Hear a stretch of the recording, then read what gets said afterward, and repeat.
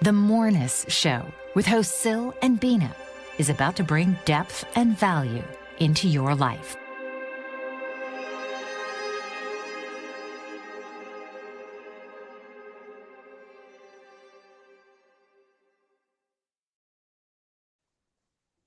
Hello and welcome to the Moreness Show with Sil and Bina, and we are here again. This is something really exciting because last week we were discussing about deliberate creativity and, of course, the application of it. Moreness in action. This is what we were discussing, and I was keen to continue with this. And then Sil has a brilliant idea, and he says that okay, yes, we can continue, but with some specific direction. You can say that. And he has the idea, yes, because one of the benefits, so we are going to share later about what are the benefits, one of the benefits of deliberate creativity. Before going into, of course, in depth with Sil, I just want to share something because this is something very, very much close to me because it changes my life. It changes my perspective of life. It changes my perception of life and perception of myself also to me. So the deliberate creativity, we were not using this term exactly in this particular way before because we have so many other amazing terms for that. But I insist on because deliberate creativity can be very simple and easy to understand what the Moreness concept we have behind this. So the deliberate creativity, what is the benefits? What are the benefits of it? And one of them is then, of course, you can unhook very easily from the ego and the should mindset. Very special, very fun type of activity and exercise and implementation of Moreness-Culture and, of course, Way-of-Living and also Way-of-Impeccability, that you can unhook yourself easily from the should mindset. And what should mindset is, this is something we are living in. And of course, Sil is going to continue with this. So thank you and welcome to the Moreness Show, Sil. Oh, welcome to the Moreness Show. Good morning, Bina. Good morning. On Nobelia, which is part of my larger story. And in the book, this is one of the images of Biella, the whole Biella series. Right. Biella lives on Nobelia, which is a wonderful place. And that's how they greet each other on Nobelia. Good morning. Doesn't matter what time of day, anytime. Yes. All right. So Venus was saying very specifically about ego. Yes. He said, well, wait a second. How does deliberate creativity affect your ego in a positive way? Because you're being deliberate. Yes. In order to be deliberately creative, it's a bit of a coexisting contradiction. You have to actually let go of the ego. Space for things to come. You have to trust. And absolutely key, we mentioned a few key things for deliberate creative. Key is capital T, trust, which is based on Way-of-Impeccability. You have to be impeccable first. Do everything you can. Then you can trust, right? It's not trust, isn't it? Get you out of jail free card. No, right? So it's not, well, just kind of being, indulgent and whatever, and not doing what you know that is right for you to do. Yes. And what needs doing. And so you're just relying on trust to get you out of trouble. No. Trust is what is left when you've done everything else. And this applies to creativity also. Do what you need to do. But at some point you have to get out of the way. And this is a very, very oxymoronic in a sense. But really it's a coexisting contradiction. In that when we are being creative deliberately, the creativity comes through us, not from us. Yes. We may tweak and adjust and add, but it's still coming through us. And that's, well, then your ego says, yeah, but this wasn't me. Well, yes, it is, but it isn't also, right? So we have to understand that. And that's what Bino said. You have to put your ego aside. When you want to have all the control, you can't let the universe speak through you, right, Bino? I use the specific term for that. Not ego only, but should. And this is something very, very, very important to understand that the should mindset actually, it's an opposite. It's a killer for your creativity. As my most wonderful friend Stephanie said, We shouldn't Yes. shoot on ourselves. Exactly. You shouldn't shoot yourself. Yes. There is something I just want to say that, because when we read this word, when we heard this word creativity, we got this idea that creativity is about any form of art and expression. Yes, expression. How we express ourselves in this world. This is our creativity. This is the key. This is the building foundation for having good relationship with ourselves, with universe, and with others. If we have creativity, we can be very adamant and still be diplomatic. It's like a coexisting conundrum we have, but I'm saying that because we can do that. We can be absolute honest with ourselves and with others. Still, we can have a diplomatic way, a subtle way of sharing that without hurting others, without offending other people, without being nasty or mean or anything. This is the part of creativity, and creativity is the key in communication. When we do get a lot of courses on communication, for me they miss that point, that you have to be creative. Okay, of course it is part of it, but they don't mention it very obviously. And this is what I want Sil to focus on, that how we can be creative with our communication skills, so then we can improve our life in general. Yes. So for me, I love trees, and so does Bina, right? I love Yes. I look at trees. To me, I consider trees to be artists. You see, but they don't do anything. Their very being is their art. Have you ever seen two trees that are exactly alike? No. Never. Have you ever seen an ugly tree? Yes, might be. But not really, though. Not At actually. least if you Not have, actually. No, very actually, rarely. Right? I was just, yes, I was Yeah. just teasing. It's Yes. possible, I guess, but then again, No, it comes with they are art. too Have you seen? intense. They are too intense to accept as the beautiful tree. They're too Right, intense. right, They have more power, or they have a right, completely different way of right. being, but they are not ugly. Yes. Let me ask the question differently. Have you ever seen, or even in pictures, image art, a non-artistic tree? Never. See, that now changes the question. So when you think of this as trees expressing their art through how they are, through their very being, right?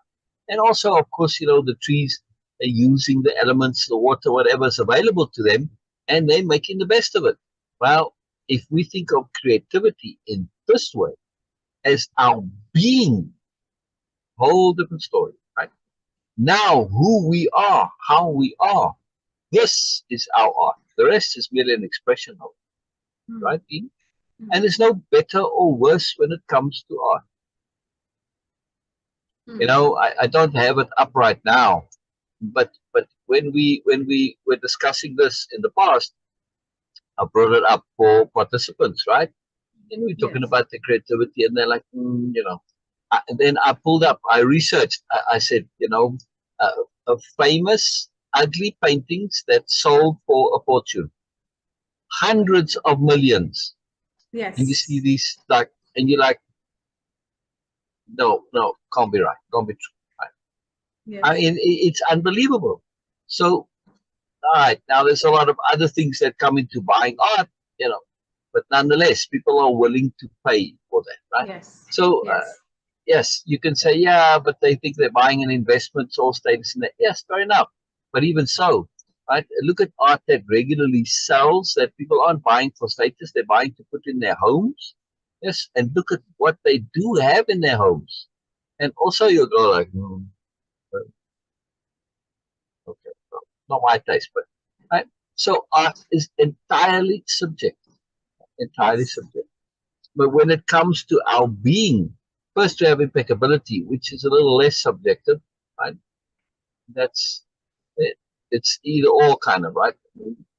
It's not like you're impeccable or not, but I mean, there's a definitiveness to it. It's best use of your energy. You can say, well, best is subjective. Yes, but still, it's using your energy to good effect, right? To the best effect, not just the good effect.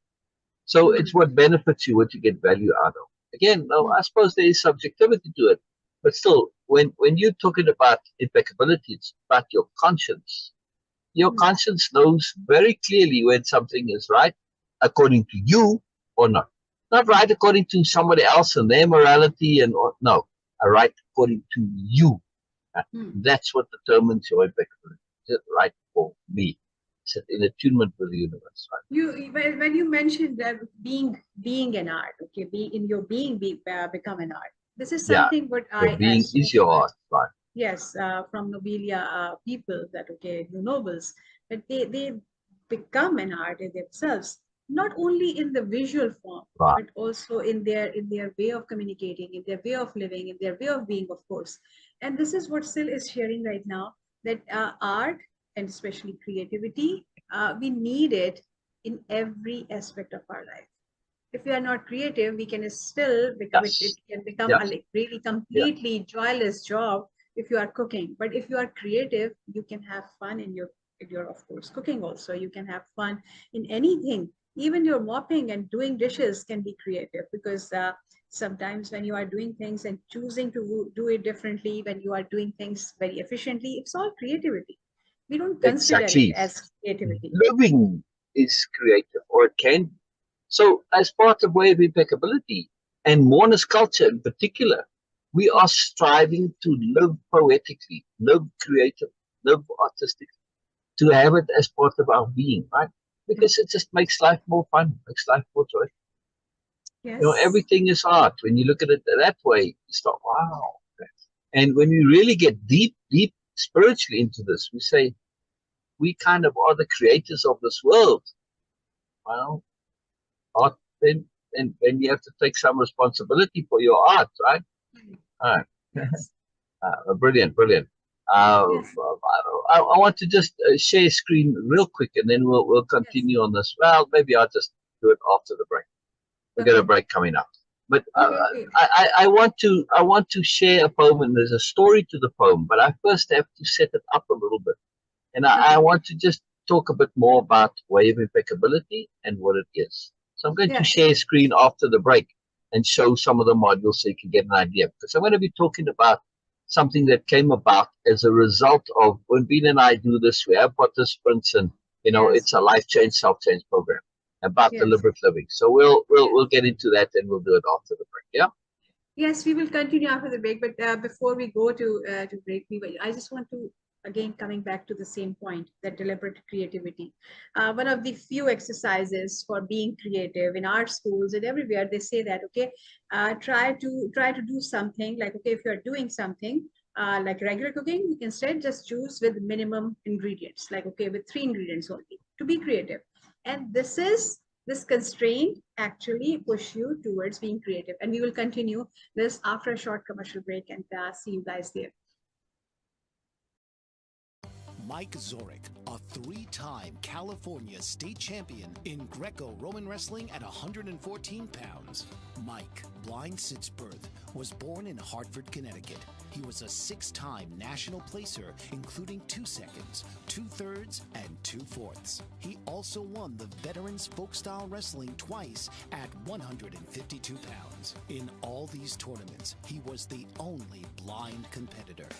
Nancy Zorek, a creative spirit whose talents have taken her to the stage and into galleries and exhibitions in several states. Her father, a commercial artist who shared his instruments with his daughter and helped her fine-tune her natural abilities, influenced her decision to follow in his footsteps. Ms. Zorek has enjoyed a fruitful career doing what she loves. Listen Saturday mornings at 12 Eastern for the Nancy and Mike Show for heartwarming stories and interesting talk on the BBM Global Network. Are you struggling to care for elderly parents or a spouse? Do you wonder if being a caregiver is making you sick? Are you worried about taking time off work to care for elderly parents and balance work, life, and caregiving? Has caregiving become exhausting and emotionally draining? Are you an aging adult who wants to remain independent, but you're not sure how? I'm Pamela D. Wilson. Join me for the Caring Generation radio show for caregivers and aging adults, Wednesday evenings, 6 Pacific, 7 Mountain, 8 Central, and 9 Eastern, where I answer these questions and share tips for managing stress, family relationships, health, well-being, and more. Podcasts and transcripts of The Caring Generation are on my website, PamelaDWilson.com, plus my caregiving library, online caregiver support programs, and programs for corporations interested in supporting working caregivers. Help, hope, and support for caregivers is here on The Caring Generation and PamelaDWilson.com. Back, Veena, we're back. Yes, welcome back to the show with Sil and Veena. Yes, and I just got a call. Sorry. All right, all good, all good, all good. Okay. Before the break, Sil was about to share something with us, and Sil, please. Yes, yes. All right, here we go. So, Way of Impeccability, right? It's called Way of Impeccability, Life Change, Self-Change Program, and its subtitle is A Toolbox for Deliberate Living. Right? So, yes. deliberate living. Part of deliberate living is deliberate creativity, of course. Yes. In our conceptuality, and especially in Moreness-Culture, the Way of Impeccability is like a core, a cornerstone, a basis, a foundation for Moreness-Culture, right? Kind of where it all starts from. Now, you don't have to do Way of Impeccability, but it certainly helps. Right? So in Moreness-Culture, our deliberate living is deliberate creativity. It's one and the same thing, right, Veena? Yes. No different. Yes. Right. No So different. I want to just share a little bit so just can have an idea of what Way of Impeccability is, right? Very quick. Yes. I'm going to unshare because I must select that window specifically. Forget sometimes, it's easy to forget. Here we go. You know, instead of sharing my whole screen and you just see the particular window, it's a handy feature on Zoom, by the way. Yeah, if you are using Zoom and you're not aware of it, when you do share, you can pick the particular window. All right, so here are the different sessions that make up the modules. You'll see it says module 1, session 1, and they'll all go in order here. It's just the way this particular program is, where I have it all stored and then I make it, put it together and create it, right? And these are, you go slide by slide, you go through it. It's not video, so that you know, once you're done with all your things, you progress to the next. But that's a longer story, right? So we see the specific practices, takeaway, self-conception. This is very important, how you think of yourself, especially if you think of yourself like a tree, as a living artist. That's a very powerful self-conception, right, Veena? Yeah. Insisting on extracting the more. This is absolutely crucial to Moreness-Culture, right? That's what we're doing. We aren't just looking at the more, finding more, seeking more. No, we're extracting the more. Besides connecting to it, but we don't have to seek it because it's all around us. But there are times when you have to kind of reach in and extract it. Everything has moreness to it. It's not always on the surface, right? It's like seeing the art in things. Yeah, you have to look a bit more. And here we go. So, right, impeccability, energy, example, all these different ones, right? And you see all this wonderful stuff, right? It's just a lot of fun stuff and a lot of powerful stuff. And we get to the end here and we start this trust, very important, powers, critical, all of this, right? Lots of, I love this one, life detective and trust. Attunement, alignment and anomalies, intent and how it all works, making sense of it all. Absolutely crucial. And a few bonus things as well. Like this, living with a force. It's just a story using the Star Trek world to explain attunement, essentially. So it's a little different. The force, attunement, and a little difference phenomenon. And there's a little more to it as well, but all right, it's a fun story that's been very popular. Anyway, so when we had, still open to it, of course, but in the past, right, at that particular time, this is very intense, and it's like a minimum of 4 months, but likely going to be a year. And it's very radical self-change that you're doing because you're really kind of rebuilding yourself in a way, right? It's a very big deal. It was true life change and self. And some of the participants, especially after they, been at it for a while, were kind of struggling. Yes. And what were they struggling with? Yeah, they're struggling with their pasts. Because some of them, their pasts are not pretty. Let's put it this way. Yeah. Decidedly unpretty. Yes. And as a result, this affected some of them. And it was very intense. Now I'm connecting this as kind of a purpose to my story here. Because when they shared this pressure from their past, right? I don't know if you remember, Bina, at the time, how intense it was, right? Yes. And they were struggling to let go of it. And it was really affecting me in a very big way. I felt for them. My empathy was leveraged to the maximum, right? I'm like, wow, this is super, super intense for them. And I said, what can I do to assist them? Now, helping is a very big deal in Way-of-Impeccability, in Moreness-Culture, and all of it, right? There's a separate program that's all about learning how to help without helping, yeah? Which is very powerful. And because when we help, sometimes we make things worse, right? You make people dependent, you're doing it for them. So when we can really assist people maybe, or we can give them a suggestion, a hint, a prompt, but in the end, they kind of have to do it for themselves. But can certainly lay the groundwork. And as a result, I said, man, this issue of the past, this is a very big issue and a very big problem. And it was really sitting inside me as an energy, as pressure, as a deep motivation. And I mention this because it is crucial, or at least it magically multiplies, quantifies, right? Gives this exponential extra moreness to our creativity when it is as a result of some sort of internal pressure. It may be, like in this case, a pressure to provide some resolution, to provide some perspective, to provide some understanding of the issue, right? So that they can put it to rest. Or it could be the pressure of curiosity. It could be the pressure of joy, sorrow, any strong feeling, right? I was feeling this very, very strongly. So I have an intent, and I'm going to read this poem now, right, in this context, and we'll see. Okay. I made a video of it, and it just talk about an attunement video, right? Video. There's we could do a whole show just on the making of this video, and maybe we will at some point. That goes with this poem. I mean, it's incredible. Everything just worked out exactly right. Attunement once again. But I want to read this poem, right? It's just a wonderful poem that gives me lots of joy, and I also personally like it, which matters. I'm very critical. I've written lots of poetry, and someone like, yeah, all right, it's okay, but it's not a real poem. This to me is a real poem, right? And it requires quite a bit of doing to read it, right, Edie? Yes, a lot of discernment. Yes. Well, it takes a lot of energy also, because you have to, you can't mess about in reading it, right? Yes. All right, so here we go. You'll read it, and you can read it along, right? Part 1. There's a part 2, and actually a part 3 also. Part of a very big long story. But this is the shorter part.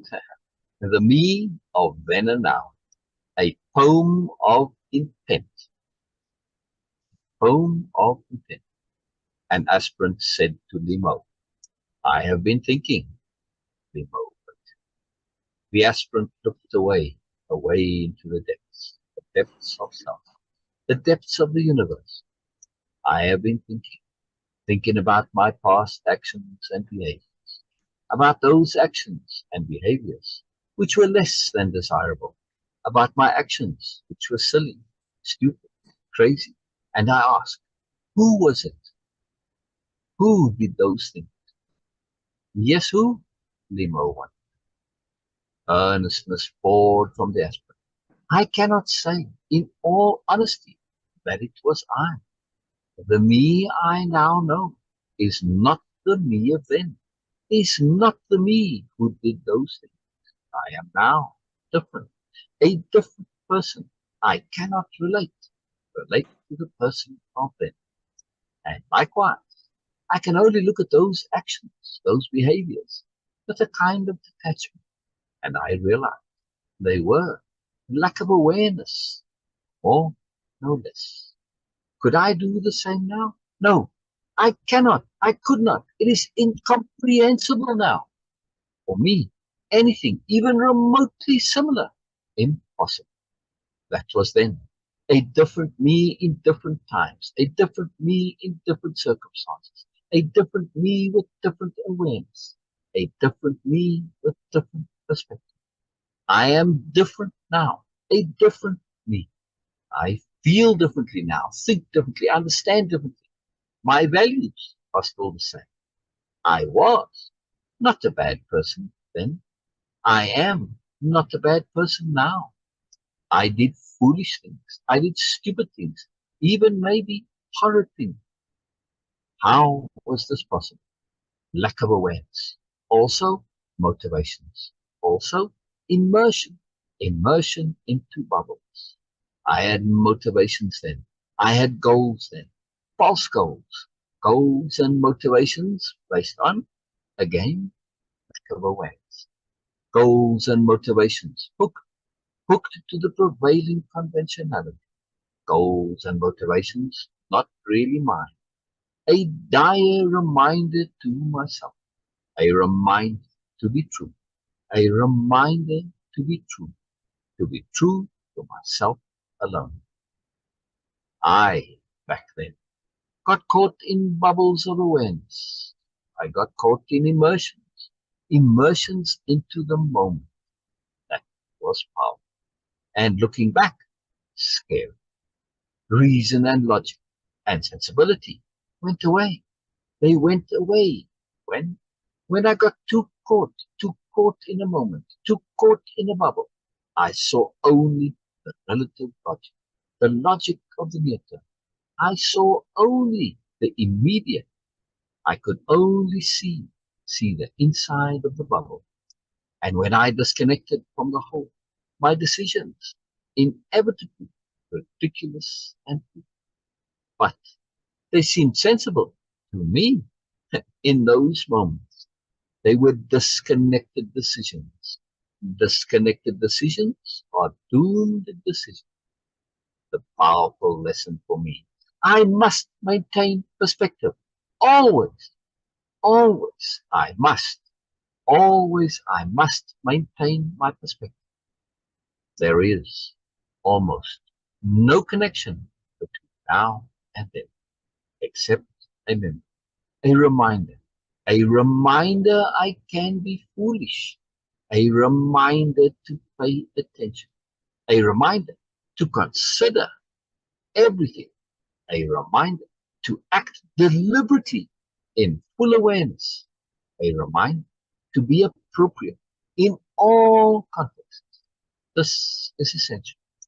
The memories have value only for learning and growth. The memories are reminders of the pitfalls of lack of awareness. They are tools to leverage myself. I cannot now connect to those emotions of my past action. I am simply not that person any longer. And never will I be that person again. Emo reflect. When you are always moving forward, the universe is saying, take notice. Take notice of how hard this moment is working, how hard it is working to prove to you that this moment is different. Look for what is different. The aspirant responds, yes, it says, pay attention to this now, the perfection of now. You are now, not then. The you of then died a long time ago.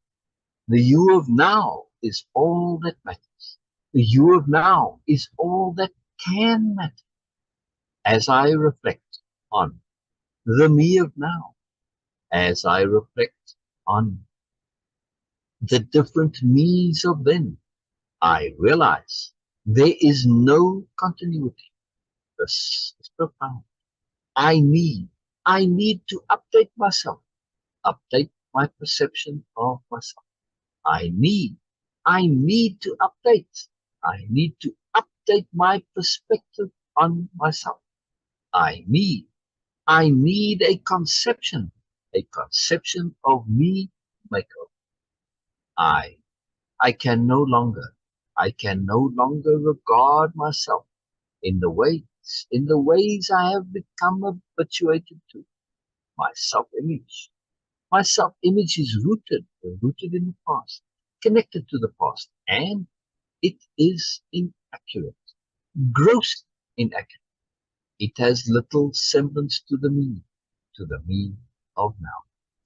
There is power in this, and I realize the me that did those things in the past is a ghost that has no power to harm.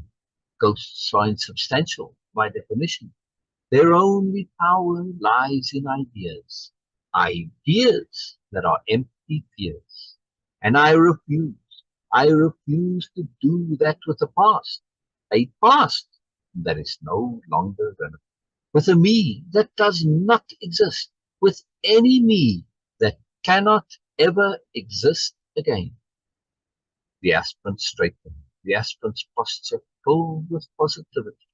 A slight sadness escaped, fleeing the coming sobriety. Begone, ghosts! You have no power over me.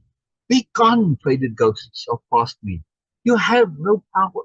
Begone, you ghosts of previous me.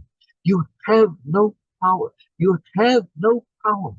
You have no power over the me of now. The end. Sorry, the poem makes me emotional because I so connect to the people I wrote the poem for. And, this is it. Let go of those ghosts. They have no power, but we give them power, right? It's like, wow, sorry, I'm getting emotional there. Every time I read the poem, every time. I was clapping. Sorry, That's all right. That's all right, sweetness. Thank you so This much. is the magic of poetry. It is meant to move us, or art, it's creativity, right?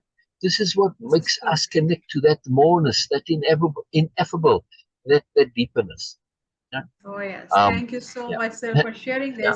And it gives a lot of, really, it puts a lot of light on that how we can disconnect. It requires a lot of deliberateness. Exactly. And this is what creativity is. Exactly. We will continue after this break and still. Oh, really? Wow. Yes. Wow. Yes. And we will continue the discussion about this work. Thank you so much for sharing. Yes. All right. See you soon. Guys. Dr. RC will share extraordinary resources and services that promote educational success, as well as making a difference in the lives of all social workers, as well as the lives of children, adolescents, and teens of today. She will have open discussions addressing many of the issues that we face about our youth and how being employed in the uniquely skilled profession of social work for over 18 years has taught invaluable lessons through her personal experiences. She will also provide real-life facts, examples, and personal stories that will confirm that why serving as a child advocate is extremely beneficial when addressing the needs of the whole child. Listen live to Dare to Soar, Saturdays, 10 a.m. Eastern on the BBM Global Network, and tune in radio as Dr. RC will provide thought-provoking information that will empower, encourage, and strengthen students, families, and communities across our nation. You can also visit her at soarwithkatie.com.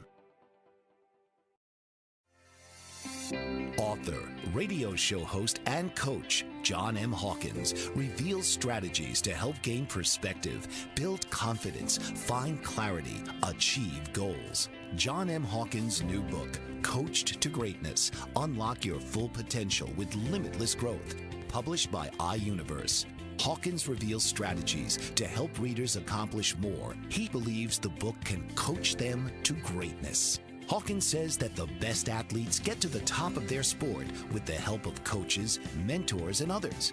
He shares guidance that helps readers reflect on what motivates them, rediscover and assess their core values, philosophies, and competencies, find settings that allow them to be the most productive, and track their progress towards accomplishing goals. Listen to John Hawkins' My Strategy, Saturdays, 1 p.m. Eastern on the BBM Global Network and TuneIn Radio.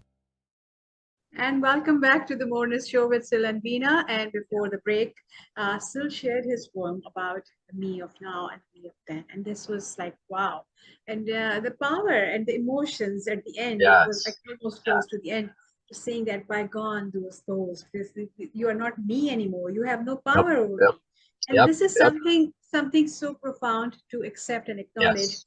that our past actually have no power, because how Exactly. we keep this perspective of the past, we don't have the memories, actual memories. We always have memories of our experiences.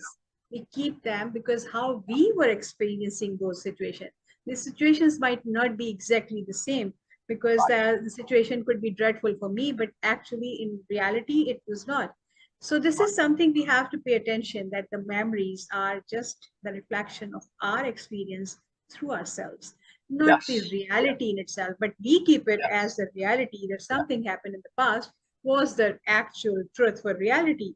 And this is what actually this poem was sharing, that Yes. reflecting, Yes. that you can disconnect yourself from this. You can have Yes. a different perspective. And by that, Sil shared that yes, with a lot of emotions, and then of course connecting all the dots and making a circle. So please continue with this. Right, right. So now I started, and I said, well, now to connect it all. Why did I share about wave impeccability?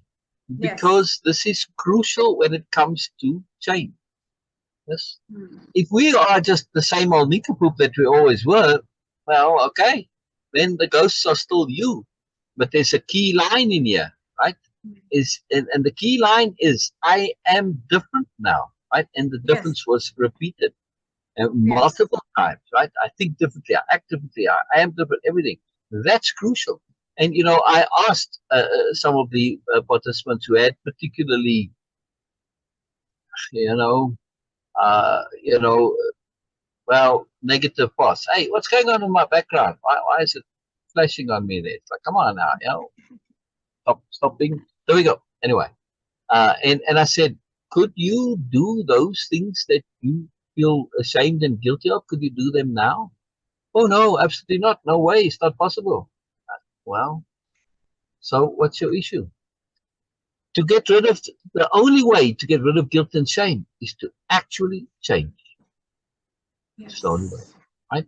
Because then you become a different person, and in a way, you honor the action through change.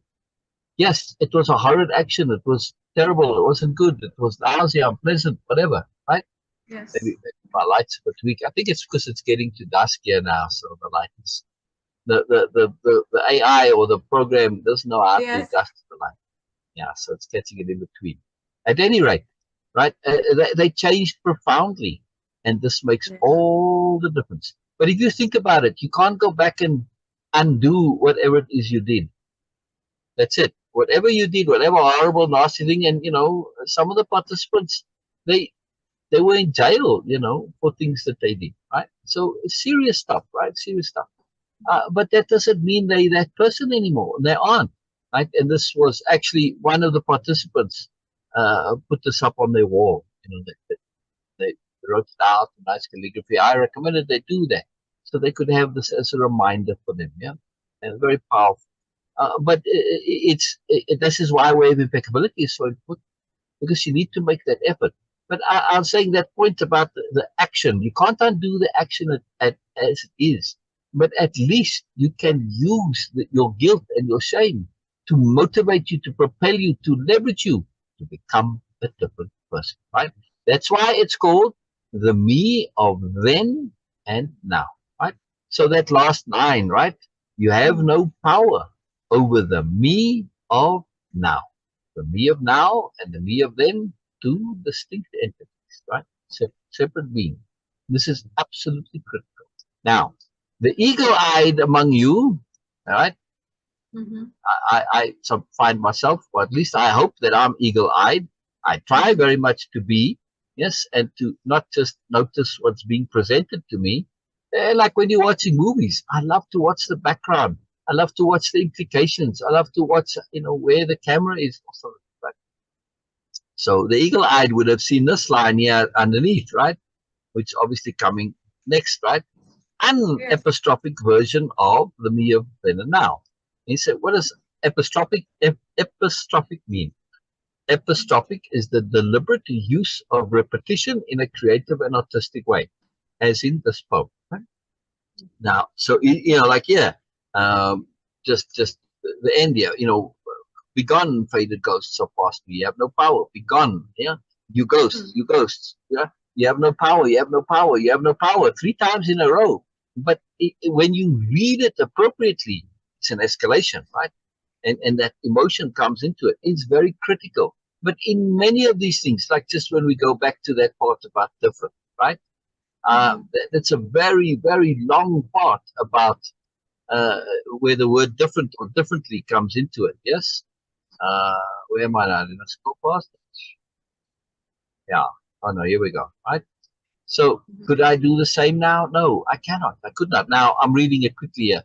Again, something with poetry and reading. It is essential to find the author's voice, the creators, the artists. And this is absolutely essential. If you're going to read poetry, make an effort to find that. And when poetry is well constructed and well written, the poems will provide you with the breaks. Like if you look at this here, right? You see, could I do the same now? No! Exclamation. I cannot. Full stop. I could not. Full stop. It is incomprehensible now. Full stop. There are 3 distinct statements, right? And so this is very important to pay attention to me. Right? But then when we get here, that was then a different me in different times, a different me in different circumstances. When you see the video and it goes to the music and the dancing, you'll see how this emphasis, it's like almost she's dancing. Sophie Shalom is her name, very famous ballerina dancer, right? And she's dancing to Bolero, which I wanted, and it's a long story. I'm just magic, and you see her movements, and she's emphasized. It's almost as if she's listening to me, reading it, and dancing to the poem, right, Veena? Yes, it's amazing. Exactly. But yes. Here's the key point that I'm mentioning. Sorry, I'm kind of a long roundabout way. Right? This is a different me in different times, a different me in different circumstances, a different me with different awareness. It is the repetition is emphasis here. When I was writing this was my first, I love epistrophe. And I never even knew before this what it was. I'd never seen poems using epistrophe. This came about and I wrote it because of my intent to communicate. I wanted to make it clear to the participants who were struggling with their ghosts that this point of difference, right? And to just say, oh, well, I was different then and I'm different now. Just to say it once is not enough. That emphasis, that repetition, that's how your brain changes. When it starts to hear, in different times, a different me, different circumstances, different me, different awareness. Okay, a different me, different perspective. Right? All the different differences, it all adds up. And it adds up to a potency that leverages actual real change. At least this is my intent. So we're talking about deliberate creativity. So this was for me, I'm taking an intent, something I want to do. I want to communicate something. And this is the way I need to do it. Huh? And for me, this is incredibly powerful. And when you hear it, then it's a very different matter to when you read it, right?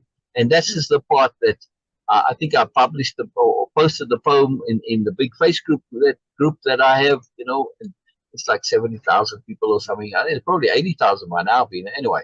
And so, my friend read it, or our friend, the one, and said, well, you have to repeat so much. They didn't get it. They missed it a little bit, right? The repetition.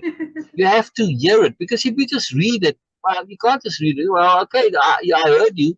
No, but when you read it, you hear that cadence, the rhythm that comes, right? And when you see it with the video, then you really see this. You can actually visually see this potency of the rhythm. Yeah. Actually, this is very interesting that you shared this story, because this is the should mindset right here. That we have this tendency that we want to see things in a particular perspective, which we feel that okay, this is how things should be. This is the problem that we have. My younger sister, when she was like really a toddler, she used to draw cats. She has some, I don't know, some really obsession with cats. She doesn't have any pet as cat as a pet, but still she was like, she treat them as people. She used to treat them. And whenever she was drawing freely, she used to draw cats. So now different cats, like a flower cat, the cat which has flowers on it, like all of this. And every cat used to have a belly button. And this is something like Dushka, you know Yes. her very well. Yeah. So yes, Something that Adam and Eve, right, didn't have. yes. And then an ambulance cat. And she says she just put a light on its head and a cross sign and then a belly button. And Wow. she used to, I'm just giving you just a couple of examples. But as a child, she was absolutely out of any should. She was creating what Yes. she really likes to. But as we Exactly. grow up, we forget that. Exactly. We Exactly. completely forget that. And we Exactly. want to create things beautiful according to Yes. us and according to others. We don't want Exactly. to create that Exactly. creativity. The real essence is no shoulds. Your cat can Yeah. have anything. It can be a car cat, it can be an ambulance cat, it can be a plane cat, whatever. This is what she used to like. And this is the creativity we need in every aspect of our life. When we go Very out of critical. should, when we go out of should, we really become creative. And then we think, we Yes. unhook from ego, we unhook from shoulds, and then we listen when we perceive Yes. more. This is Yes. the Unhooking receptivity. from should is so incredible. If there's Yes. one thing you should do, it is unhook from should. From the shirt. Yes. We got a break. And We'll end it's on a that. killer. Yes, it's a Yes. killer to creativity. Absolutely. And this is something like we need to work on. And this is what we are coming back to our central theme of deliberate creativity. We will continue after a short commercial break. Are you struggling to care for elderly parents or a spouse? Do you wonder if being a caregiver is making you sick? Are you worried about taking time off work to care for elderly parents and balance work, life, and caregiving? Has caregiving become exhausting and emotionally draining? Are you an aging adult who wants to remain independent, but you're not sure how? I'm Pamela D. Wilson. Join me for the Caring Generation radio show for caregivers and aging adults, Wednesday evenings, 6 Pacific, 7 Mountain, 8 Central, and 9 Eastern, where I answer these questions and share tips for managing stress, family relationships, health, well-being, and more. Podcasts and transcripts of The Caring Generation are on my website, PamelaDWilson.com, plus my caregiving library, online caregiver support programs, and programs for corporations interested in supporting working caregivers. Help, hope, and support for caregivers is here on The Caring Generation and PamelaDWilson.com. Mike Zorek, a three-time California state champion in Greco-Roman wrestling at 114 pounds. Mike, blind since birth, was born in Hartford, Connecticut. He was a six-time national placer, including 2 seconds, 2/3, and 2/4. He also won the Veterans Folk-Style Wrestling twice at 152 pounds. In all these tournaments, he was the only blind competitor. Nancy Zorek, a creative spirit whose talents have taken her to the stage and into galleries and exhibitions in several states. Her father, a commercial artist who shared his instruments with his daughter and helped her fine-tune her natural abilities, influenced her decision to follow in his footsteps. Ms. Zorek has enjoyed a fruitful career doing what she loves. Listen Saturday mornings at 12 Eastern for the Nancy and Mike Show for heartwarming stories and interesting talk on the BBM Global Network. Welcome back to the Moreness Show with Sil and Bina. And before the break, Sil was sharing about deliberate creativity and unhooking from the should mindset. This is a killer for creativity. And again, I just want to emphasize on that creativity is not just in just expressing yourself in any specific form of art. Creativity is actually on unhooking from shoulds and be more creative in your communication in every possible way. Yeah. Yes. And to tie it back again to Way-of-Impeccability. Yes. One of the absolute key, and if you do Way-of-Impeccability, and in Moreness-Culture, we talk about this all the time. Without application, it's all meaningless. Meaningless. Yes. Complicated, right? So that means you've got to do. Not just think about doing and think about what you're going to say and do when you've done. No, you've got to actually do. Not get in this whole fantasy world and also, okay, yeah, but I'm taking things in, I'm doing this. No, you've got to apply it. That's why it's not just doing, because yeah, but I'm doing this course. Are you applying it? Right? Okay. Yes. You got to apply it, right? That's why it's doing, yes, but doing, there's a lot of fudginess with doing. Application, a little different, right? Applying it, integrating it, putting it inside yourself, incorporating it inside you, right? Incorporate, it literally means make it part of your physicality, right? Which is quite an interesting word, right? Comes from corporeal, bodily, corpse, yeah, body. Oh, wow. Okay? Okay. Yeah, it's all part of the same root word, right? So Yes. yeah, corporeal means bodily, and this is where corpse comes from, right? The body, right? Corporeal is the live part, corpse is the dead part. Right? Anyway, I digress slightly. The point is, we need to make it ourselves and actually physically take our application and physicalize it. And this is when, you know, many of the people who struggle with shame and guilt, you ask them, well, what are you doing about it? I'm feeling Thinking. guilty, I'm feeling ashamed. Yes. That's their doing. It just never occurs to them to change. It never occurs to them that even if they didn't make the effort to change, the deliberate effort, they changed anyway. Because the me of then is a ghost, and ghosts are stupid. I mean, really think about it, right? I mean, what is a ghost? A ghost is just kind of like a nonsense thing, right? You know, I mean, even if you, no matter how serious you get about ghosts, ghosts are, if you now take people who are very seriously into ghosts, ghosts is somebody who's stuck in the past. They're not letting go of stuff. They've got unresolved issues. Silliness in a way, right? So resolve it, fix it. And many of them don't realize they've done this even, which is part of the problem, right? When you start to look and you start to realize that the me of now and the me of then are two very different things. Now you might say, why did you put this particular background? Yes. Yes. Because this is a nice image of the me of when. We've got the me of then, we've got the me of now, and we've got the me of when. Yes, future me as well. And we are continuously being this me of when, right? And this is, like I said, it's a Biella, and Biella's an ideal, an avatar that we aspire to be. And when I wrote the whole series, this is, Biella is our Moreness representative, not in an impossible way, but in a realistic way. The application of Moreness is exemplified by Biella, right, Bina? Yes. Yes. Yes. And it is not just a fictional character, because we all have Biella in us. Correct. Correct. That's the intent of Biella. How much she is in control of us, that's a different story. How much we allow her to come out and be in charge of it, this is a different story. But we all have Biella in us, and it is very much possible. Again, when we have the idea that, oh, it's all fictional. Yes, it's all fictional because it is just an idea, and every reality right now we have was just an idea before. Everything, like everything was just an idea. This is how things come to reality. But the application, like Biella, yes, right? Biella is an idea. It can be reality right now if you apply it to your life. That's it. Absolutely, absolutely.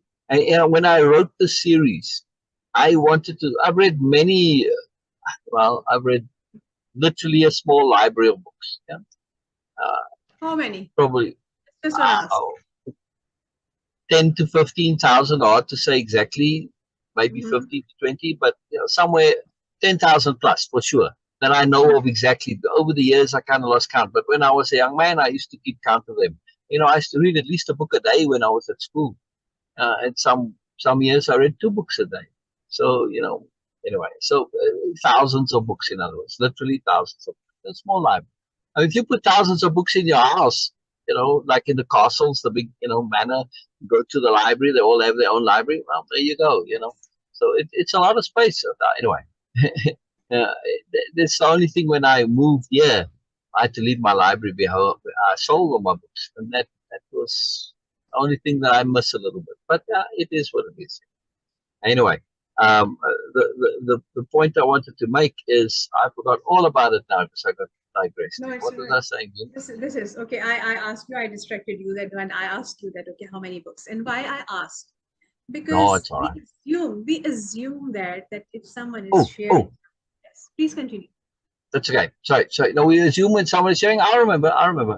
Okay. Yeah, but we assume that they are just saying things. They don't know exactly what Sure. is going on in my life, what other Right. people are sharing, and different perspective. Yeah. When someone is sharing right now in terms of like, okay, Sil, in this example, when he's sharing, he's not just saying things for the sake of saying and to be No. profound and all that. No, this is an experience. 10,000, Comes from 5,000, living it. Comes from living it, from applying it. 15,000 books, only reading is like a big, huge job. You need a lot of discernment, persistence, and of course, thoroughness in this. Please, sir. Exactly. But it wasn't reading the books that made the difference. It was applying it, because I realized at some point reading is not going anywhere, and I need to start applying it. And that's when I started to really realize how much I had already created Way-of-Impeccability, and I started to apply. The point I wanted to make is when I wrote Biella, I wrote it in a very specific way, because in all the reading, I'd seen many characters which exemplified an ideal, a Moreness, but you never were inside their heads. So you never really knew if this is just the author's perception, and it may just be a facade, it may just be a bubble. I wanted to show it from the inside. And this is why Bina says it's a realness. It's a realness because you see it actualized. You see it applied. You see how the thinking, all of it's coming about. And it can be, we can all do this. It's not that hard, right? We can all be this. Yeah? We can all have Biella because we all are Biella. Yes, it really goes back to your innate goodness. Yes. Those people who did the horrid things, at the time they were in a bubble, they were caught up. And a lot of them said, well, I thought that was the thing that you were supposed to do. They were caught up in should. Right? Yes. Their goodness got subverted. This is why should is almost evil. Yeah. I don't know. If you want to get religious about it, at least from a Christian point of view or Western theology, I'll say should is Satan. There you go. Same root word. This is very interesting. Okay, yeah. so we will just stop right here because yes.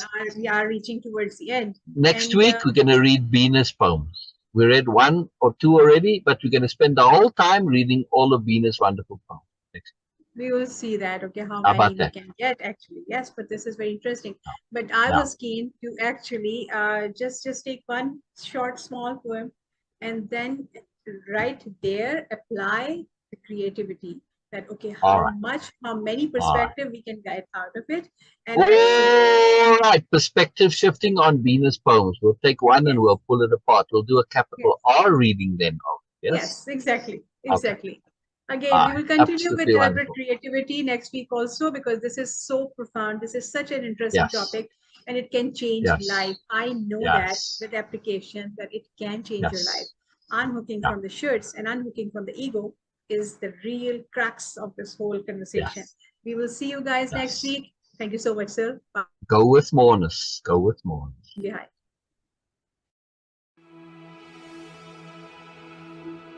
This has been The Moreness Show with Sil and Bina.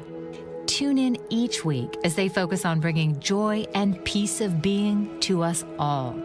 Thursdays, 9 p.m. Eastern on the Bold Brave TV network. Powered by B2 Studios.